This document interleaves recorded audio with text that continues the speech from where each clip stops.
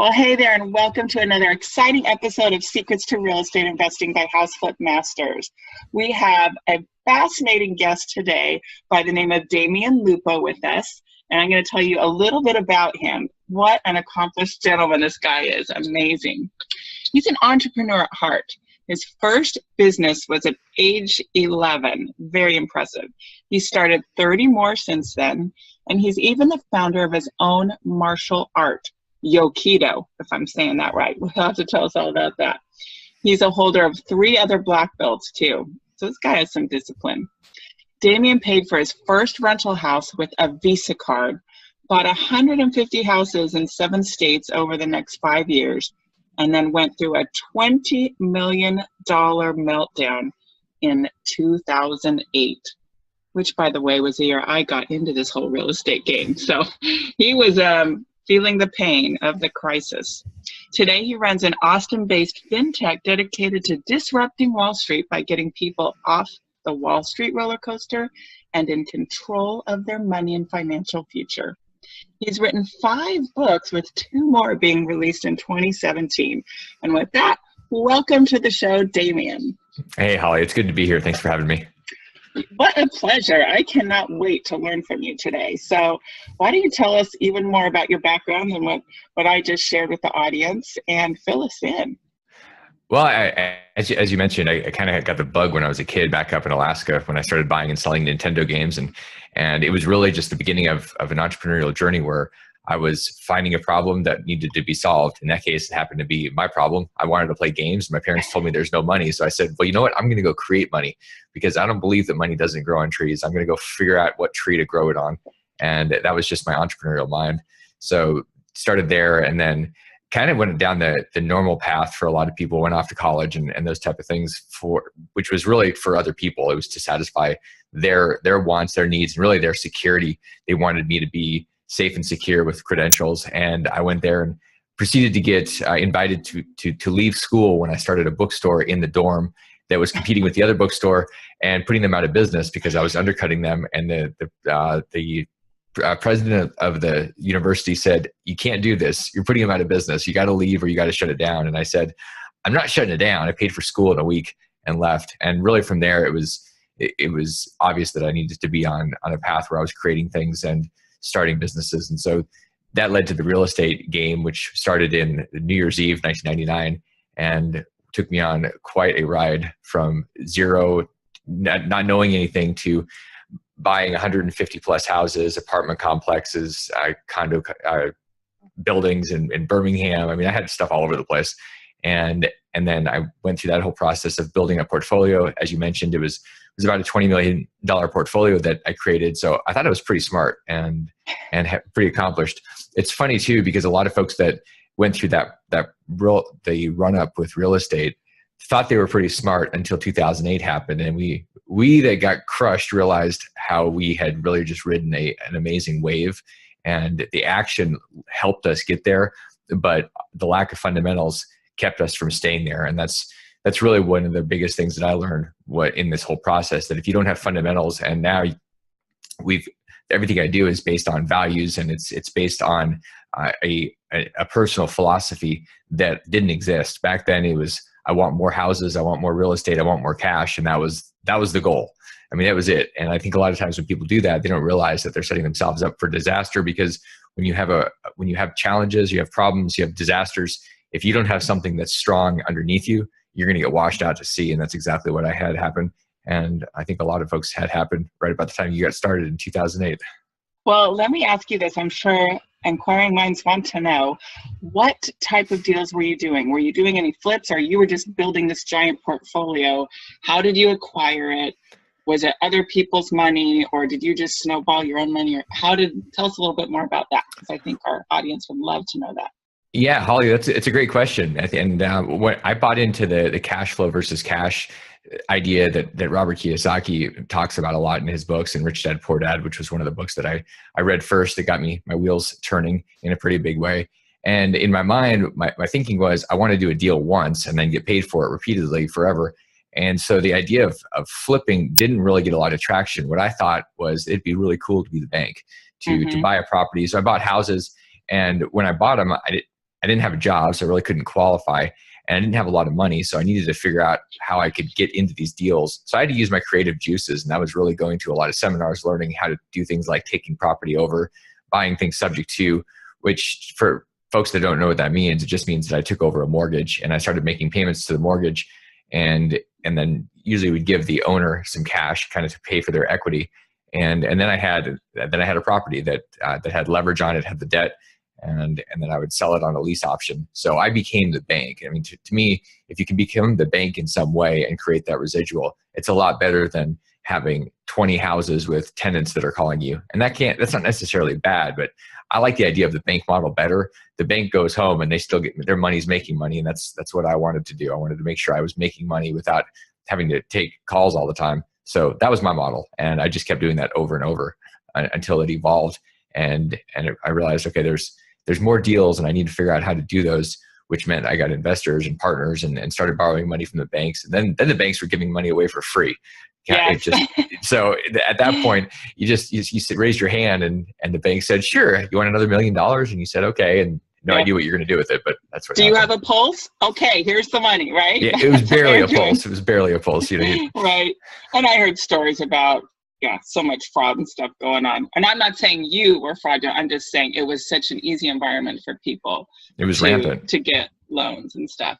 Yep. Okay, so then take us a little bit through the crash, if you would, and how you felt and what was going on, and then what you did next. Yeah, so there was a point I think it was in late 2006 where I had 7 different projects that I was involved with. These were rehabbing an apartment complex next to Graceland by Elvis's old house, and flipping multi-million-dollar houses in Maine.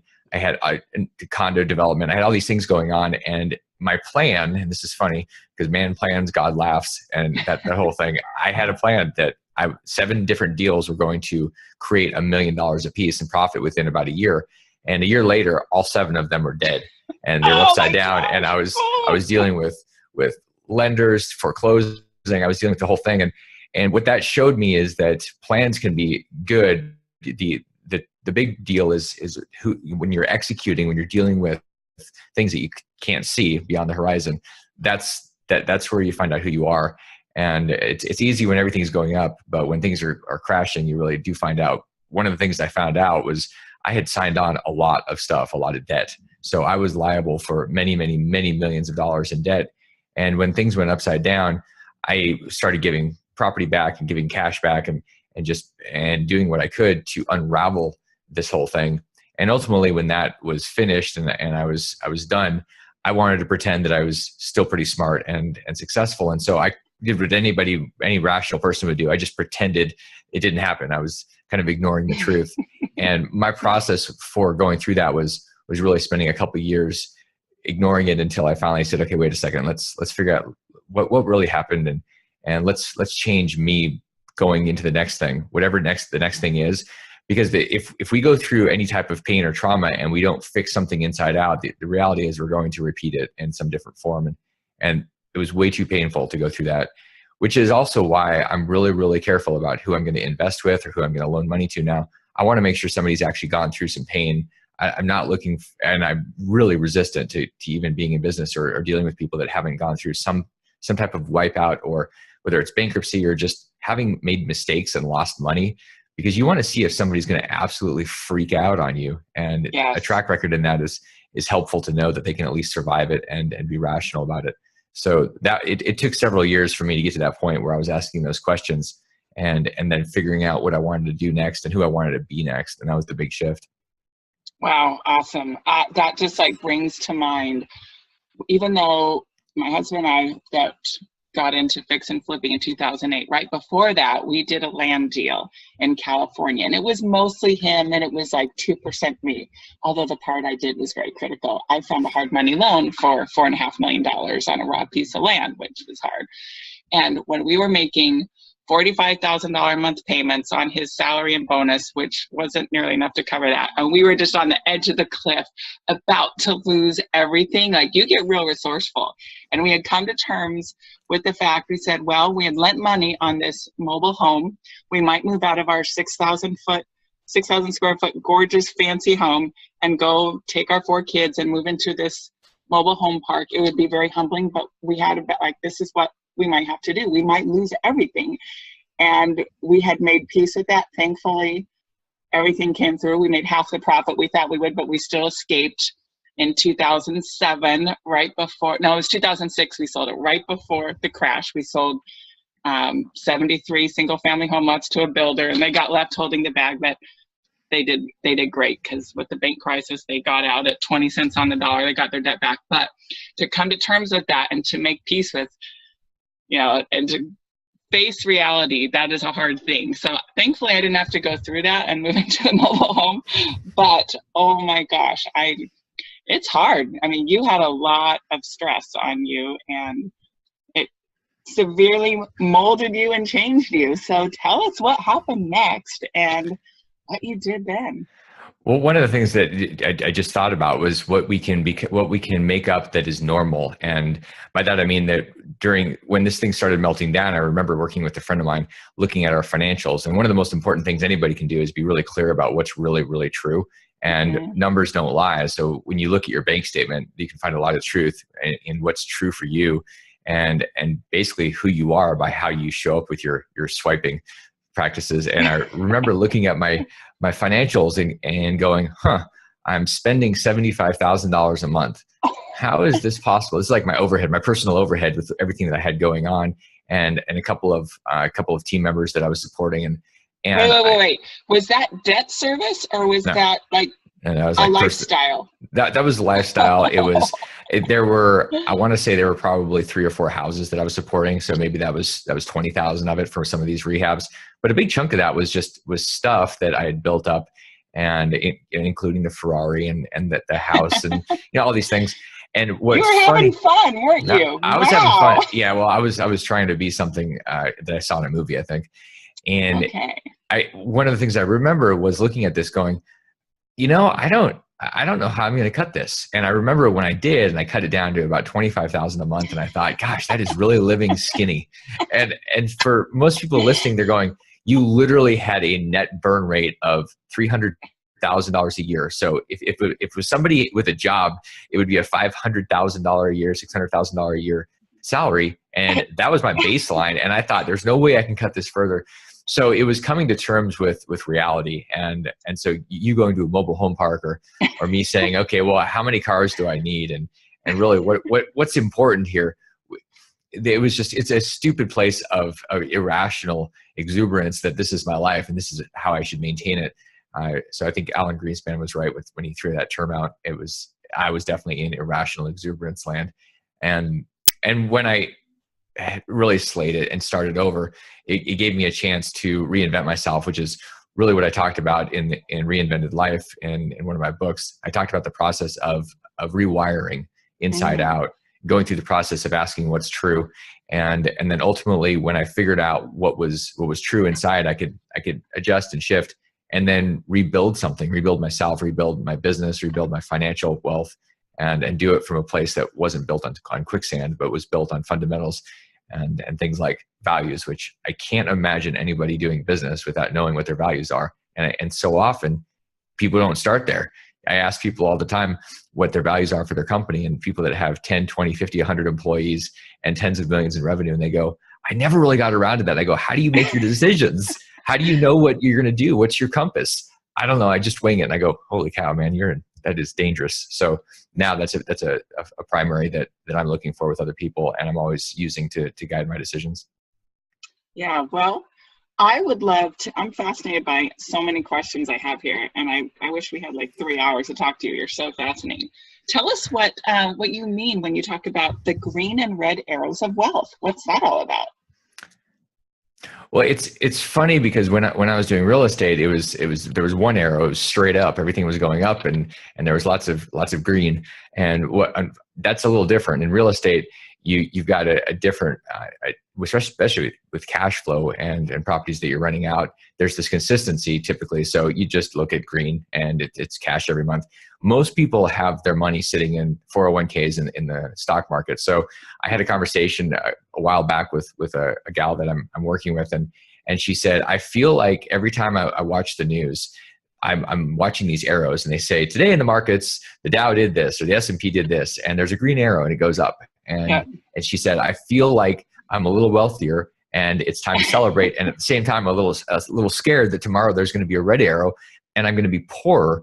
And when there is a red arrow, I have this feeling like my wealth has shrunk.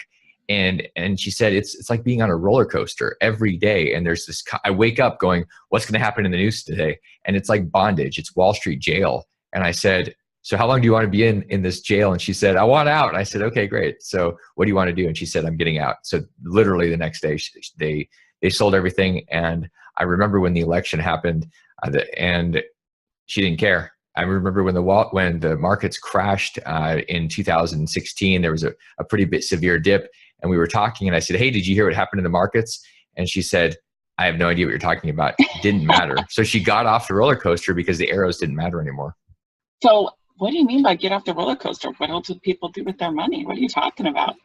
Well, like the folks that are listening here, they're listening and they're thinking about things like real estate, and really that one of the reasons that I love real estate, I love things like precious metals, because you can control them, and there's no roller coaster.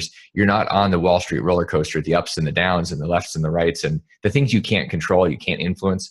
To me, when you're talking about investing, you want to be actively involved. You don't want to just check out. When you check out, you're subject to everybody else's stuff. That you're subject to the fees and the manipulations.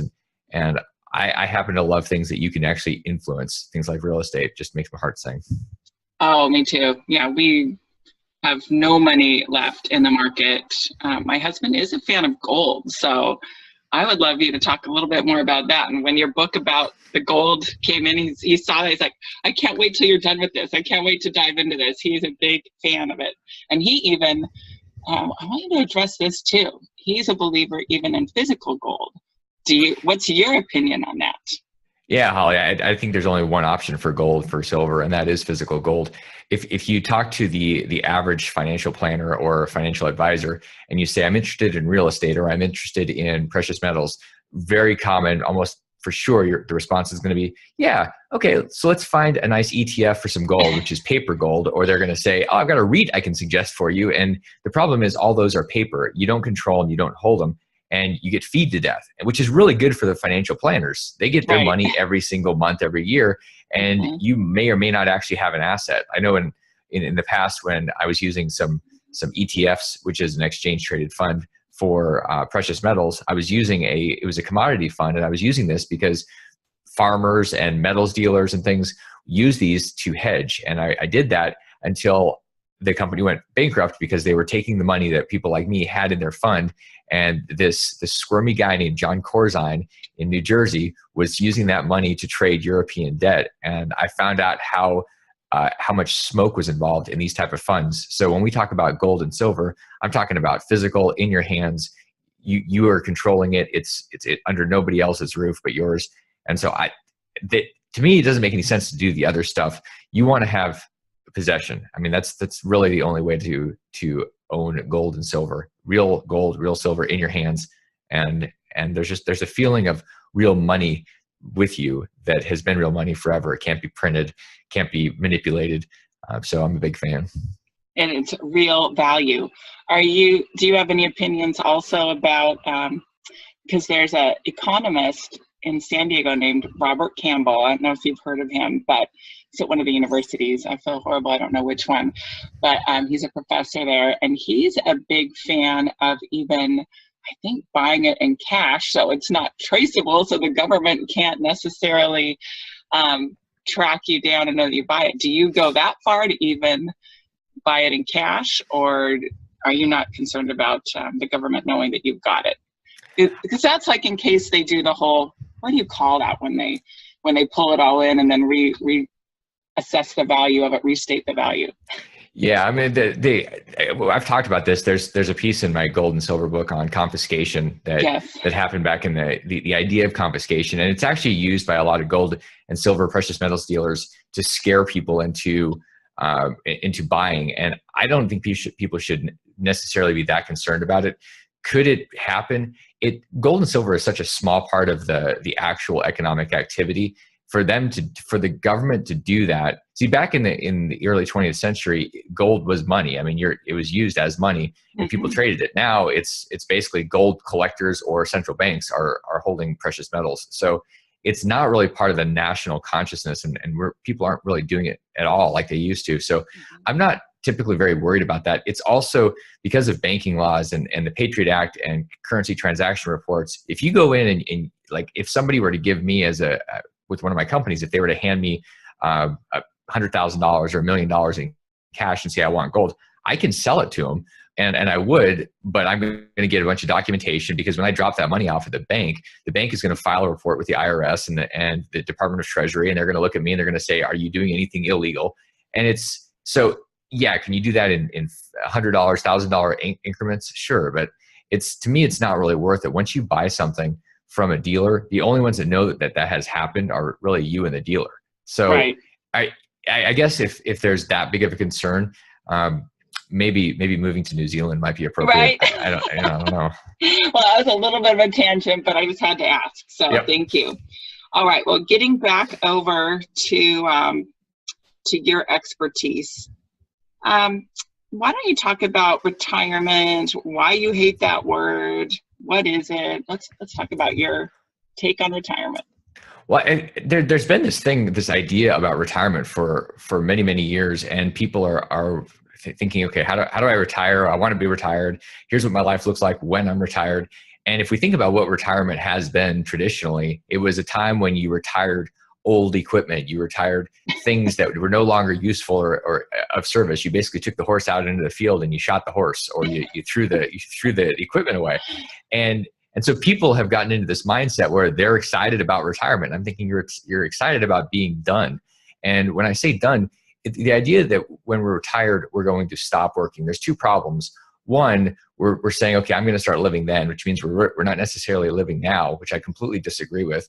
And part of that is because and the big problem is that when you retire and you say you're done contributing, which is really a lot of what work is, you're done contributing, then the universe says, great, then the universe is done with you, done supporting, you're taking up resources, which is why the average male in the United States dies in 3 years after retiring. So that idea is kind of a death sentence. That just gave me chills. Oh my gosh. It should. It's terrible. So and when we think about it, when we have this lifetime, these decades of learning and growing and beating our head into and expanding our wisdom, why would we stop when we're at the peak of that and not contribute, not teach, not do something? But we tend to think, okay, yeah, my life is going to be good down the road and I'll start living then. And I just fundamentally disagree that that's a good idea. It's saying that we're done, we're going to check out. I've watched a lot of my friends that have hit their 50s and 60s and retired, and I've watched their health decline. I've watched them stop really contributing. The conversation shifts to their surgeries and their health issues instead of what they're doing and the exciting things. So I think it's kind of depressing to even go into that space. So when I hear somebody talking about retirement, what makes sense to me is being smart financially and setting yourself up for financial freedom and financial security, so that you're not concerned that you're going to run out of money before you run out of life. I think that's smart, and that has everything to do with something like real estate, where you can set yourself up. But to say you're going to start living down the road and not live at all, and then you're going to stop contributing, I think is a huge mistake. Yeah. So tell us more about your company and what you do and how you serve people today. The company that I founded a year ago is called Total Control Financial, and its purpose in life, in the world, is to show people that they can get off the Wall Street roller coaster. It's to help them see that there's a tool, and that's what we set people up with. We set them up with the empowerment of a tool where they can take control of their money. They get their 401k money, their IRA money, and they're able to have it in a checkbook to go and invest in real estate, to invest in precious metals, and they're off the roller coaster. It's a great tool for people that are self-responsible, and that is one of our 6 key values, is self-responsibility. So it's a perfect tool. There's perfect alignment, and it works well. It is a terrible idea for somebody to ever even think about this if they are in the blame game, if they are not responsible. Because when you do this, when you say, okay, I want off the roller coaster and I want control of my money, you have unbelievable opportunities to go out and invest and do things on your terms. Nobody else is holding your hand and saying, no, you can't do this, you should do this, whatever. It's all up to you. And so we give people that opportunity, and then we help guide them through the process of looking at things, looking at real estate deals, understanding precious metals, the alternative options for investing, which I think are the primaries. Wall Street would disagree, but I don't really care because I'm not that big of a fan. So I believe in people more than I do than the institution. I love it. So is this a self-directed type of account that you're talking about? Yeah, it is. You are literally self-directing your money. And so it's, we call it the QRP. It's the Qualified Retirement Plan. And sometimes people have heard of things like self-directed IRAs, which I absolutely hate. And there's a reason why. Because tell us why. I'm going to tell you why. Oh, no. So to be concerned. The self-directed IRA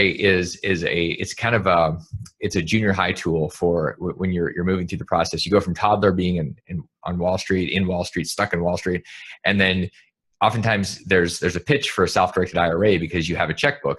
The problem is with an IRA, you still have a custodian, which means you're still going to have fees and you're still subject to somebody overseeing you. So if you like a nanny state, if you're into that kind of thing, then self-directed IRAs are great. I don't like the fees, and I don't like somebody telling me what I can and can't do. I think I'm smart enough to do it. I think so are people that want to control their money. So for that reason, that's a good enough reason to have total control and not have somebody overseeing it. The other thing I like about it, in fact, I love it, is that it's 10 times better in terms of what you can contribute. So if you're doing some type of self-employment activity, you have a business, you have the ability to contribute over $50,000 a year to your your QRP. Whereas with an IRA, it's just over $5,000. So, I don't know about you, but over 20 years, I'm not real excited about having $100,000 that I've contributed to my IRA, but it kind of makes me happy to think about having $1 million plus contributed to my QRP and then being able to grow that on my terms with that control. So that it's a massive difference. And here's a kicker. If you're doing real estate, there's no way in the world you'd ever want to have an IRA, because when you use leverage, which is a big part of real estate, using leverage smartly, you can do it inside of a QRP. So basically you can buy property and take on debt and all the profits stay in the plan. If you do that with an IRA, if you buy property, you have debt with your IRA, you're going to pay taxes now, even though it's inside an IRA. Why would you want to pay taxes inside a tax deferred vehicle? That's crazy. So there's a reason why people are switching in droves from self-directed IRAs to the QRP, because it's 10 times better, and then you're not getting feed 10 times as much like you are with the IRA. So I have a couple of questions related to that. So I do know when you use leverage, you pay tax on the percentage of the profit that was due to leverage. So if you get a 50% loan, you're going to pay tax on 50% of the profit, and it's self-directed IRA. I think it's UDFI, unrelated debt financed income, something Correct. like that. Yep. I'm no longer an accountant, so I'm glad I don't know that. No, I shouldn't say I'm glad, but I left that world behind. But how does that work with the QRP? Can you do an unlimited amount of leverage and you don't pay any tax on that? That's exactly right. It's not subject to UDFI. So if you go out and you buy a property for $1 million and you have $10,000 that's your down payment and it's basically all debt, and your $1 million property turns into $2 million, you just made $1 million in profit, and all of that money stays in your plan. So there is no tax on the debt. What's really cool is that could be a Roth. It could be inside the Roth. Yeah. That was going to be my next question. Can you go that way? And follow-on question, can you roll a self-directed IRA into one of these? So if there's people out there with self-directed IRAs, can they turn them into this or not? Yeah, it's probably the smartest thing somebody can do is rolling over their self-directed IRAs, their 401ks, their 457s, basically any retirement vehicle you have, you can roll into your plan, and you can utilize the Roth component, which is you pay the taxes now and you're never going to pay taxes on the gains or pulling it out ever. So you get to roll the money over tax-free, penalty-free. It's in there.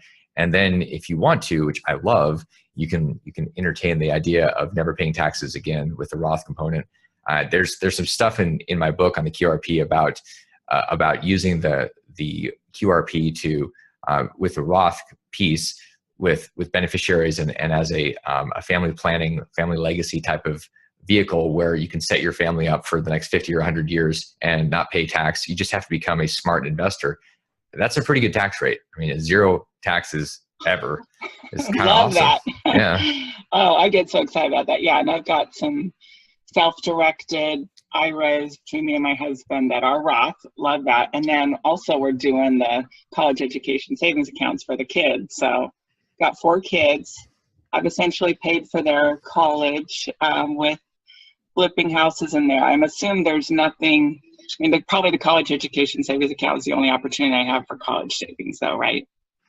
That could be. The rules are changing all the time, and what you have, I mean, it's really hard. And I think this is it's a good point that comes up.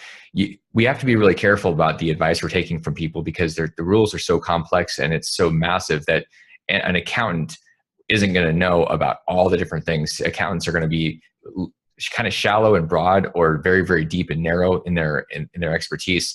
I know about this, but I don't know about the college planning tools. I don't know about most of those things, and I'm not going to pretend to. I'll just tell you what I know about. And I think it's really important for people to go and spend the time and energy and resources to get educated on whatever matters, instead of just taking some random person's word for it. Do your research. Get educated so that you can make an intelligent decision. And somebody asks you, "Why are you doing that?" You go, "I have no idea." You want to be able to say it's because of this. And I spent time doing due diligence. Right. Yeah. And my self-directed IRA custodian also handles those. So I thought, oh, maybe you have got something like that too, but no, I'm going to still need to keep a separate expert and custodian for that. So, well, this has been fascinating, and I probably should have you on the show again down the road, because we could talk for hours, but I'm going to let you just say what you'd like to then, because I could ask questions, but I want you to give your best advice for our real estate investors and real estate investigators, I'll call it, people that are thinking about getting into it. What's your best advice for them? I think the thing that I would tell people, and I often think about when I started and when I was early in my career, when I was doing my investing, the thing that I missed that got me into a lot of trouble, and I think it's really important for people to always keep in mind, is that there are people that have been there before you, that none of this stuff is new.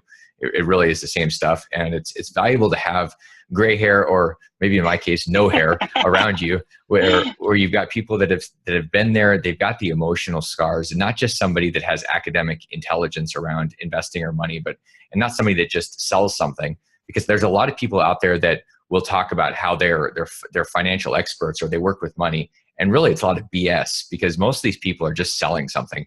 They're not in there. I want to know what somebody's really doing and what they've really done.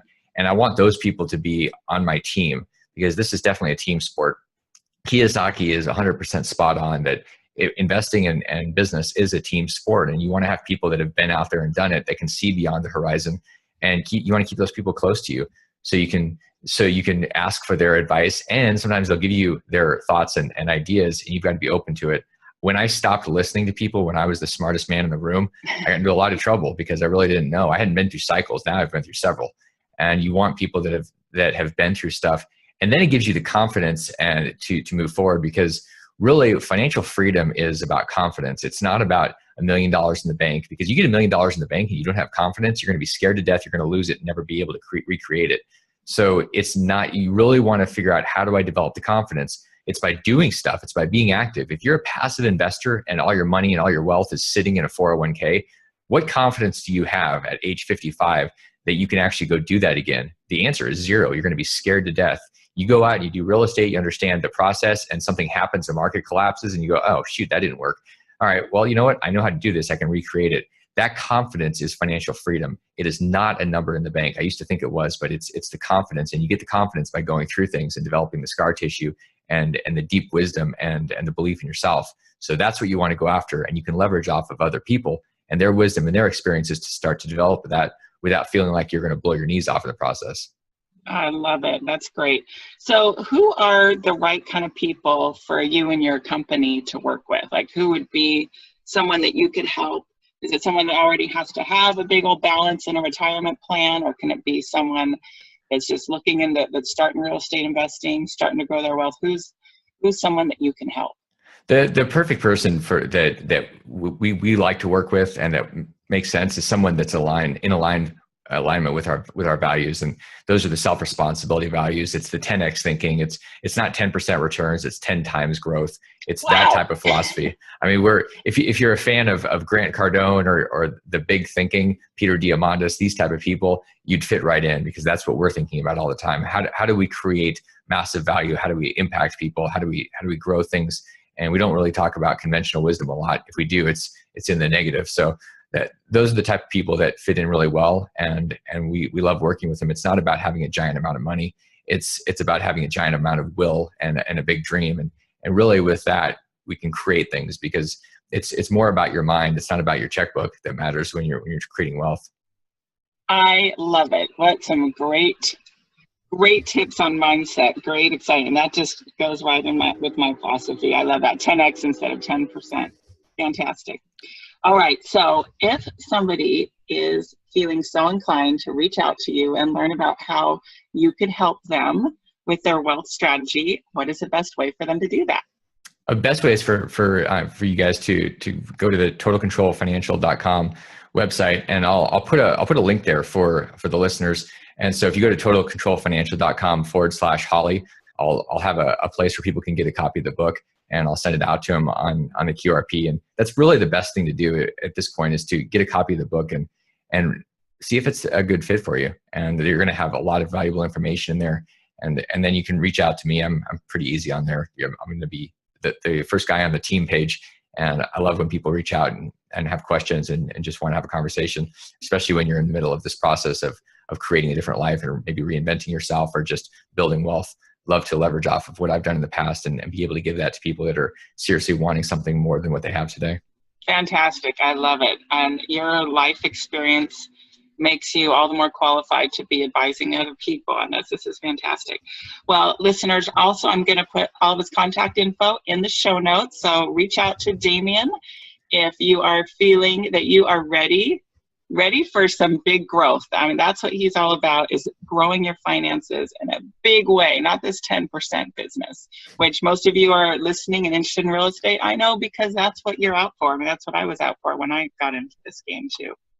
So with that, we're here to help you. We're here to guide you to increase your wealth and have a better life. And Damion certainly has achieved that for himself. A great person for you to reach out to make your own life better. So with that, thank you, Damion, for your time today, and go out and make it a great day.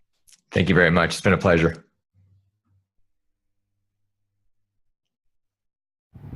Hey there, thanks for watching the video. Make sure you like it and click subscribe to get notified of more videos. And you can go to hardhatholly.com for a free download on secrets to finding great deals.